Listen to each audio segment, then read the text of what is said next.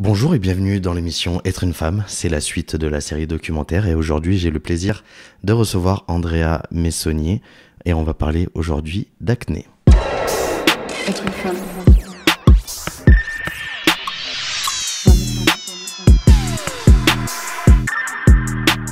C'est ça, être une femme. Bonjour Andrea, Bonjour, comment ça va ? ça va bien et toi? Moi ça va. Dans un premier temps, est-ce que tu peux te présenter en quelques mots s'il te plaît ? Alors moi dans la vie je suis vendeuse dans le prêt-à-porter pour hommes et à côté de ça je suis un peu une nano-influenceuse sur les réseaux sociaux où je parle mode, beauté et notamment body et acné positive. Donc voilà, tout simplement. Tu es très présente justement, tu le disais, et sur les réseaux c'est Instagram.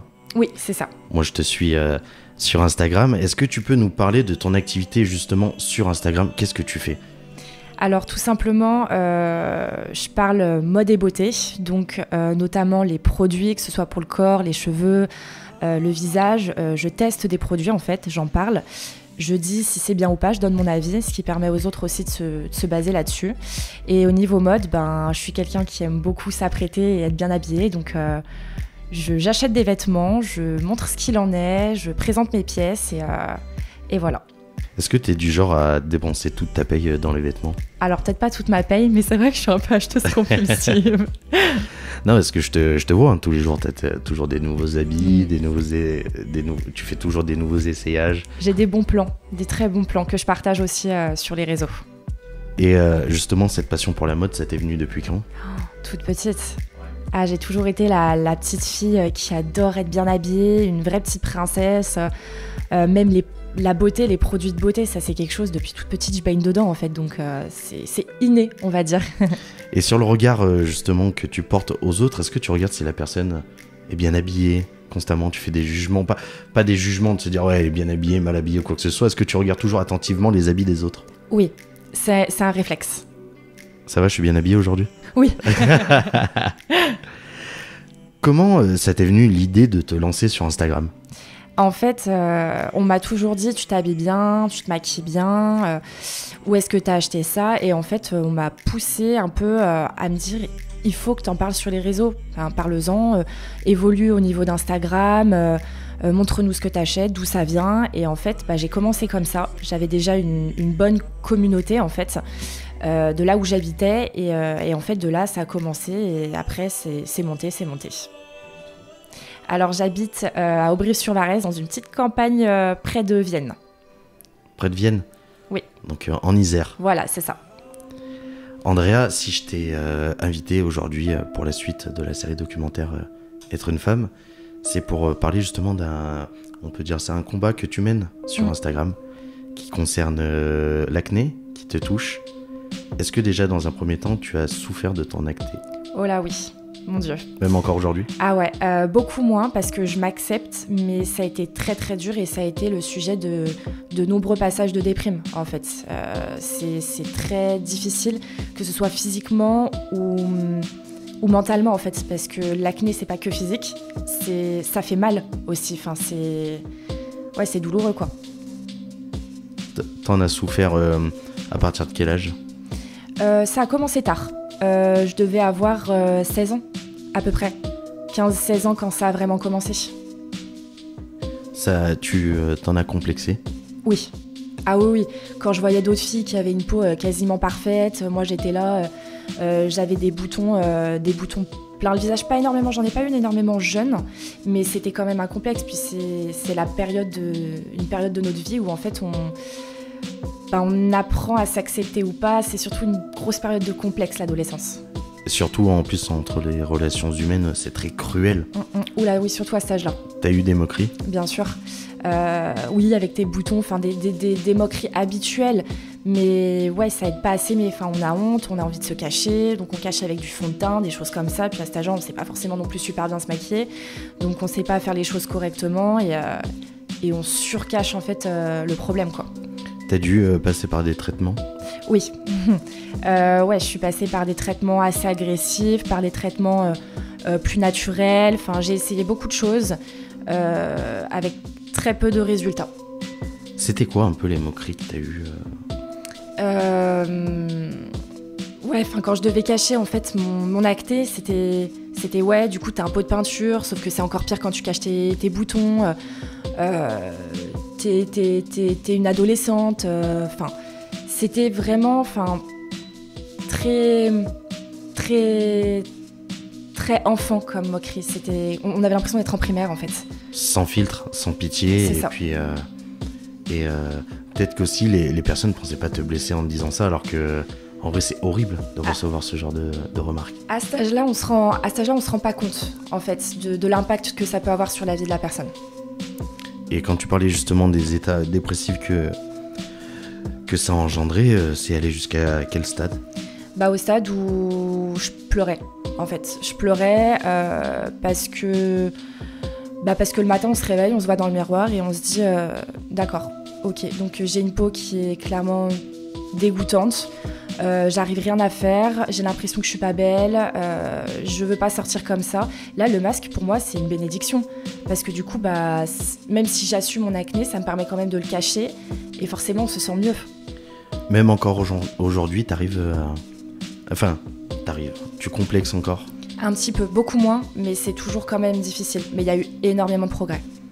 Et justement, le fait que tu en parles beaucoup sur tes réseaux, est-ce qu'il y a des personnes qui viennent te consulter pour te dire, voilà, moi aussi j'ai le même problème, des jeunes personnes ou des personnes, on va dire, plus vieilles, ça t'arrive ? Je reçois énormément de messages, que ce soit pour demander des conseils ou m'expliquer leur expérience, ou que ce soit pour me soutenir en fait. J'ai jamais eu autant de soutien et d'aussi bonnes choses que sur les réseaux, alors que normalement ça devrait être totalement le contraire et ça devrait être de la critique.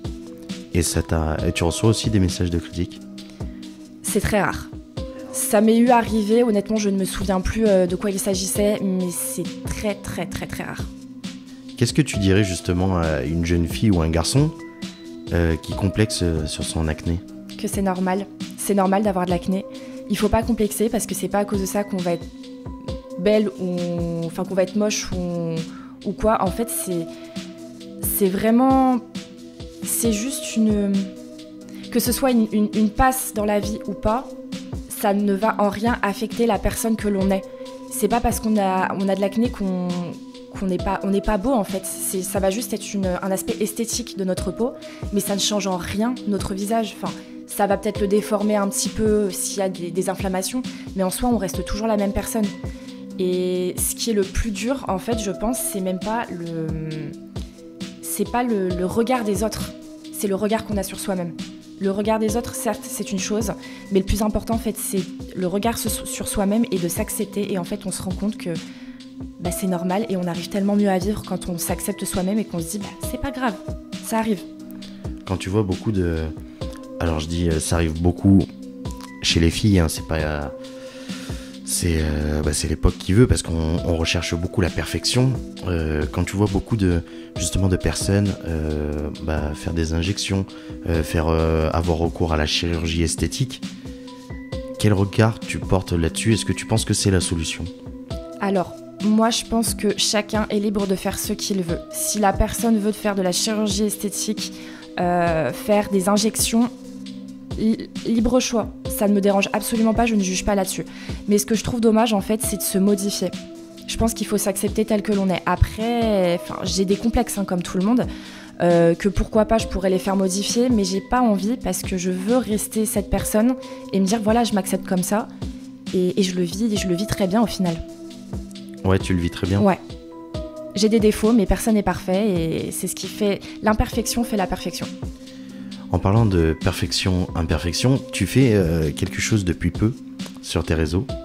C'est que tu mets une photo avec les retouches où on voit pas justement ton acné sur ton visage et une photo qui est plus originale. Pourquoi ? Parce que je veux dénoncer les photos retouchées sur les réseaux, parce que moi je me suis beaucoup identifiée aux réseaux sociaux auparavant. Les nanas parfaites, avec une peau parfaite, avec un corps parfait, des cheveux magnifiques, tout parfait. Mais en fait, c'est si faux. Alors, c'est pas valable pour tout le monde, parce qu'il y a des personnes qui ont réellement une belle peau, un corps très bien proportionné. Tous les corps sont beaux, de toute manière. Mais c'est vrai qu'en fait, à ce moment-là... je me disais pourquoi moi je suis pas comme ça, pourquoi ci, pourquoi ça. Et en fait, je ne voulais pas retoucher mes photos de base parce que je voulais montrer qui je suis réellement. Et même si une photo retouchée va avoir beaucoup plus de likes qu'une photo originale, je préfère avoir moins de likes, mais avoir vraiment du réel. Voilà, c'est ça. Et en fait, j'ai trouvé que ça avait beaucoup plus d'impact de montrer la version retouchée et la version réelle, en fait. Et j'ai reçu beaucoup de messages comme quoi c'était très courageux de ma part de faire ça et que ça démontrait vraiment ce côté faux des réseaux, en fait, parce que le problème, c'est que ça incite les jeunes à 3 fois plus se maquiller, à 3 fois plus se retoucher, ce que je trouve complètement dommage, parce qu'on est comme on est, et au final, on se fait passer pour une personne que l'on n'est pas. Est-ce que les réseaux, ça t'aide à t'accepter ? Ah oui, bien sûr. Ça a été la délivrance ? Ouais, c'est ça. Ça a été exactement le déclic pour moi l'année dernière quand je me suis vraiment lancée là-dedans. Parce qu'en fait, j'ai commencé en fait à m'afficher sur les réseaux au naturel avec mon acné. Et en fait, de là, ça m'a aidée à m'accepter et à me montrer naturel dans la vie réelle, en fait. C'est un peu contradictoire, mais ouais, ça m'a énormément aidée.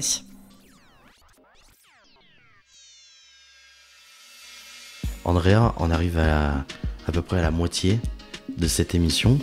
On va faire un petit clin d'œil, on va dire, à notre partenaire qui nous accueille aujourd'hui dans son institut. C'est le magasin Yves Rocher à Saint-Égrève. YB Voice. C'est destiné à quel type de clientèle, Yves Rocher ? À tout le monde. C'est vraiment une valeur de marque d'être accessible du coup à tout le monde, que ce soit par la qualité des produits, que ce soit par leur facilité d'utilisation, les prix qui sont très abordables du coup. C'est vraiment une valeur de marque. La partie institut, c'est réservé exclusivement aux femmes ou des hommes peuvent venir Non, on a un institut qui est mixte du coup, donc tant sur les massages que sur une majorité des épilations. On ne fait pas toutes les épiles, mais sinon l'institut est plutôt mixte. Et les soins visage également qui vont être mixtes aussi. Ouais. Est-ce que tu connais cet institut ?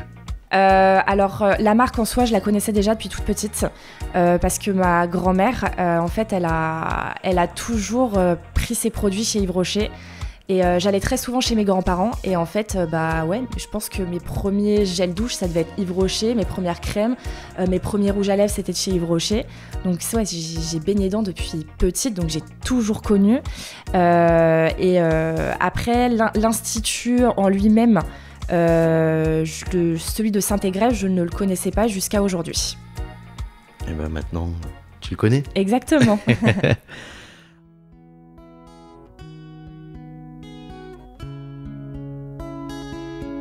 Andrea, on va parler d'un nouveau sujet. Enfin, d'un nouveau sujet. Non, c'est le sujet principal de l'émission, c'est être une femme. J'ai vu alors, avec mon équipe, on a vu sur les réseaux que tu as suivi notre série Être une femme. Qu'est-ce que tu en as pensé de cette série ? Je trouve ça génial. Génial, surtout que tout ça a été, on va dire, programmé donc par toi, qui est un homme. Et c'est vrai que... J'étais pas tout seul, hein. Il y avait aussi une bonne majorité de femmes qui ont bossé avec moi. Je me doute bien, mais t'es quand même le créateur, on va dire, de ça. Et je trouve ça exceptionnel que ce soit un homme qui prenne cette initiative, en fait. Et pour avoir regardé des épisodes, je trouve que ça raconte une histoire. En plus de ça, t'as des témoignages qui sont très poignants. Et vraiment, je trouve ça génial, en fait. Ça défend, on va dire, la cause de la femme. Ça explique les vérités, la réalité, en fait. Et c'est vraiment exceptionnel.